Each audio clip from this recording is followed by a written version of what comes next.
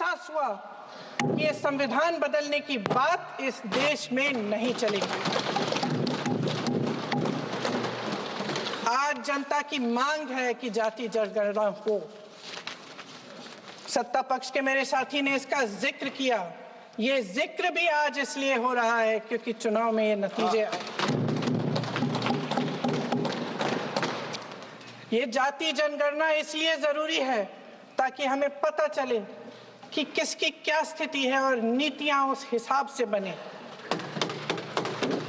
इनकी गंभीरता का प्रमाण ये है कि जब चुनाव में पूरे विपक्ष ने जोरदार आवाज उठाई कि ये जाति जनगणना होनी चाहिए, तो इनका जवाब देखिए। इनका जवाब भैंस भाग भैंस चुरा लेंगे, मंगलसूत्र चुरा लेंगे, इनका ये जवाब था। ये गंभीरता है इनकी जाति जनगणना पर। महोदय, हमारे संविधान ने आर्थिक न्याय की नींव डाली, किसानों, गरीबों और को जमीन बांटी, भूमि सुधार किया, जिसका नाम लेने से कभी कभी आप झिझकते हैं और कभी कभी उनका नाम धड़ाधड़ इस्तेमाल किया जाता है अपने आप को बचाने के लिए। उन्होंने HAL, BHEL, SAIL, GAIL, ONGC, NTPC, railways, IIT, IIM, oil refinery, तमाम PSU बनाए।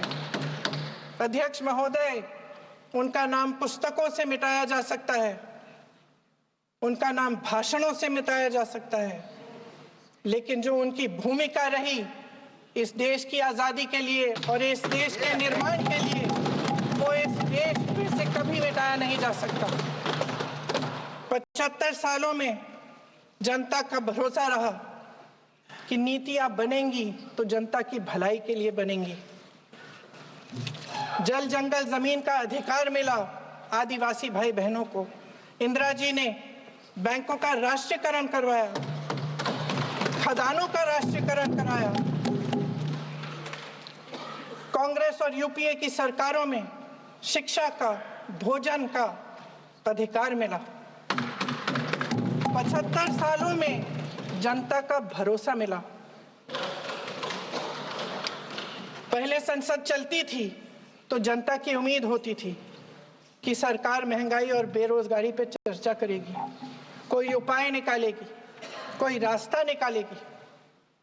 लोग मानते थे कि अगर कोई नई आर्थिक नीति बनेगी तो देश की अर्थव्यवस्था को मजबूत बनाने के लिए बनेगी, तो भारतीय बाजार को मजबूत बनाने के लिए बनेगी, उनके भविष्य को मजबूत बनाने के लिए बनेगी। किसान और आदिवासी भाई बहन भरोसा करते थे कि यदि जमीन के कानून में संशोधन होगा तो उन्हीं की भलाई के लिए होगा। आप नारी शक्ति की बात करते हैं। आज चुनाव की वजह से शायद इतनी बातचीत हो रही है नारी शक्ति के बारे में, क्योंकि हमारे संविधान ने महिलाओं को यह अधिकार दिया, उनकी शक्ति को परिवर्तित किया वोट में।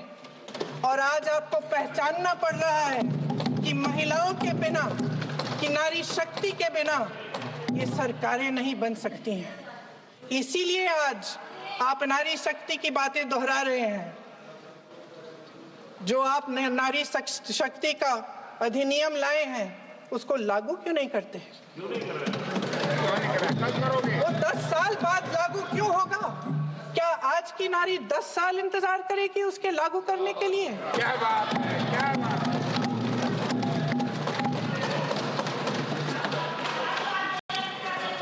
आज संसद में बैठे हुए सत्ता पक्ष के मेरे साथी ज्यादा से ज्यादा अतीत की बातें करते हैं।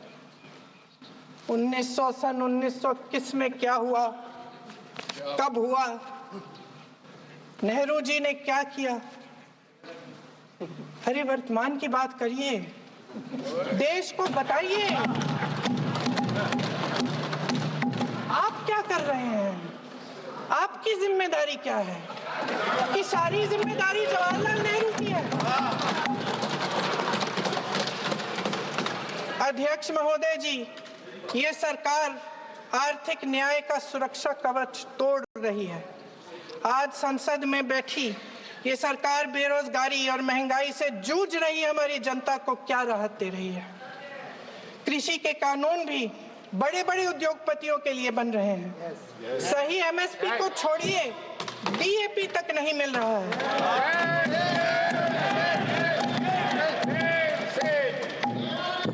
वायनाड से लेकर ललितपुर तक इस देश का किसान रो रहा है। आपदा आती है तो उसको कोई राहत नहीं मिलती। भगवान भरोसे है आज इस देश का किसान, उसको छोड़ दिया गया है। आज हिमाचल में देखिए, जितने भी कानून बने हैं वो सब बड़े बड़े उद्योगपतियों के लिए बन रहे हैं। हिमाचल में जो सेब उगता था, उसके जो छोटे छोटे किसान हैं वह रो रहे हैं, क्योंकि एक व्यक्ति के लिए सब कुछ बदला जा रहा है। सुनने की हिम्मत रखो।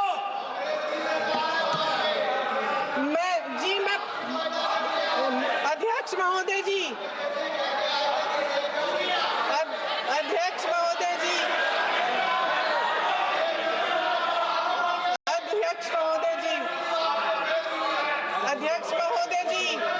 अडानी जी को सारे कोल्ड स्टोरेज प्रदेश की सरकार ने नहीं दिए। अडानी जी को सारे कोल्ड स्टोरेज आपकी सरकार ने दिए। देश देख रहा है कि एक व्यक्ति को बचाने के लिए 142 करोड़ देश की जनता को नकारा जा रहा है।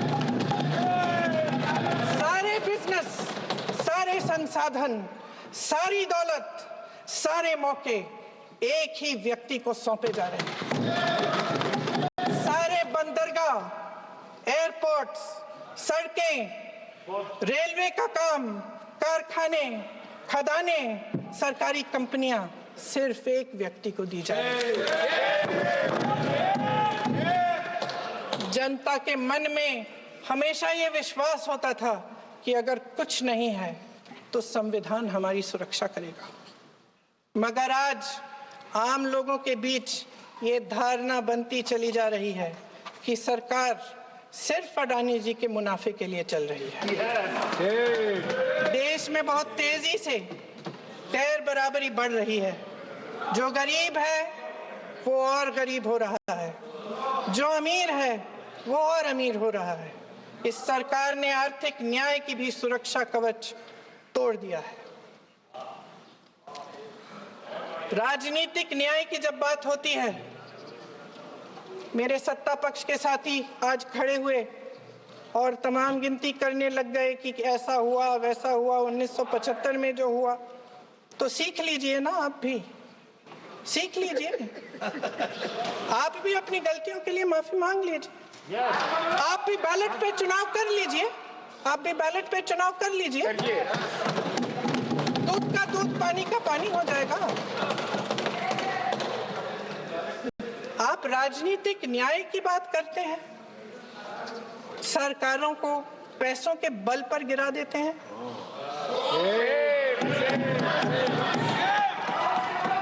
मेरा आग्रह है कि अपन संविधान में सकारात्मक जुड़े।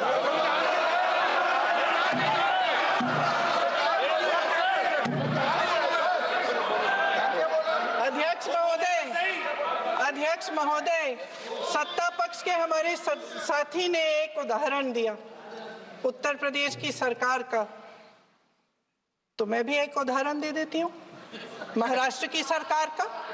मैं भी एक उदाहरण दे देती हूँ हिमाचल की सरकार को तोड़ने की कोशिश किसने की, पैसों के बल पे की, गोवा की सरकार।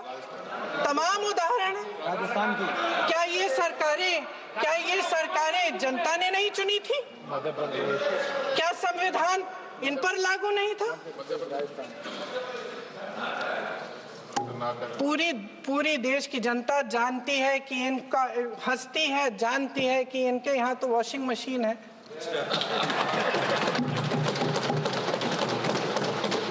तो यहाँ से वहां जाता है वो धुल जाता है। इस तरफ दाग, उस तरफ स्वच्छता। और मेरे कई ऐसे साथी हैं जो इस तरफ होते थे उस तरफ चले गए, मुझे दिख भी रहे हैं, वॉशिंग मशीन में शायद धुल गए हैं। अध्यक्ष महोदय, जहां भाईचारा और अपनापन होता था, जहां हमारे संविधान ने एकता का सुरक्षा कवच दिया था, वहां शक और घृणा के बीज बोए जा रहे हैं। एकता का सुरक्षा कवच तोड़ा जा रहा है। प्रधानमंत्री जी यहां सदन में संविधान की किताब को यूं माथे से लगाते हैं, लेकिन संभल में, हाथरस में, मणिपुर में जब न्याय की गुहार आती है, उठती है, तो उनके माथे पे शिकन तक नहीं आता।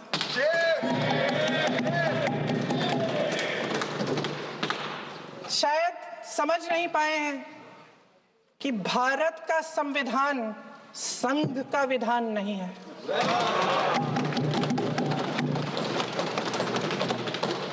भारत के संविधान ने हमें एकता दी, हमें आपसी प्रेम दिया।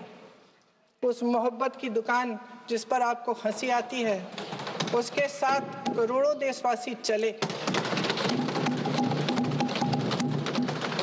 करोड़ों देशवासियों के दिल में एक दूसरे के लिए प्रेम है, घृणा नहीं है।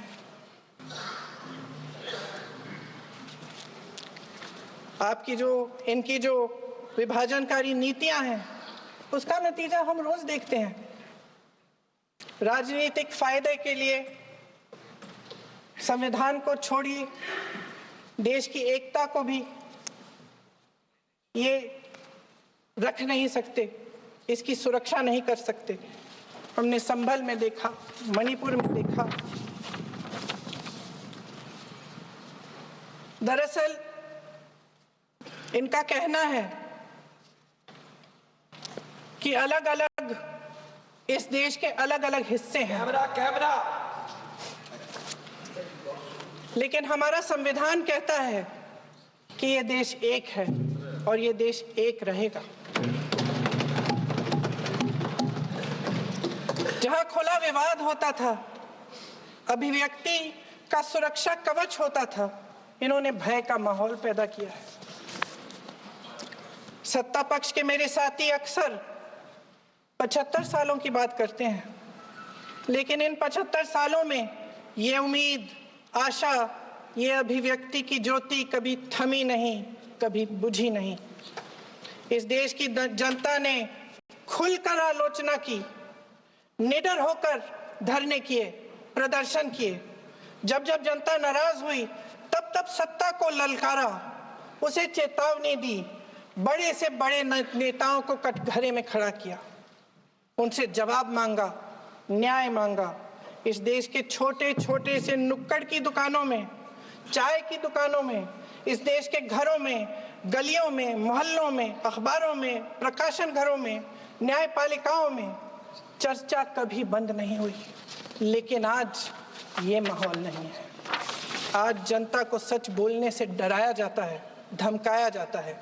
पत्रकार हो या विपक्ष का नेता हो या किसी यूनिवर्सिटी का प्रोफेसर हो, छात्र संघ हो या कर्मचारियों का संगठन हो, सबका मुंह बंद कराया जाता है। किसी पे ईडी, किसी पे सीबीआई, किसी पे इनकम टैक्स, फर्जी मुकदमे लगवाए जाते हैं, जेल में डाल दिया जाता है।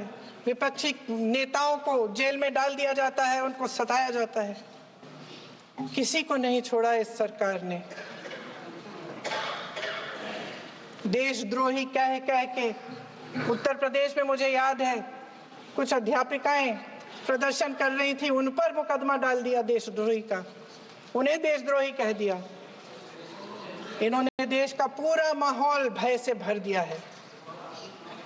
इनकी मीडिया की मशीन झूठ फैलाती है, तरह तरह के आरोप लगाती है, और शायद वह भी भय में ही है। महोदय, मैं इस सदन को याद दिलाना चाहती हूं कि ऐसा डर का माहौल देश में अंग्रेजों के राज में था। जब इस तरफ बैठे हुए गांधी की विचारधारा वाले लोग आजादी की लड़ाई लड़ रहे थे और उस तरफ वाली विचारधारा वाले लोग भय में रहकर अंग्रेजों के साथ साठगांठ कर रहे थे। लेकिन अध्यक्ष महोदय, भय का भी अपना स्वभाव होता है।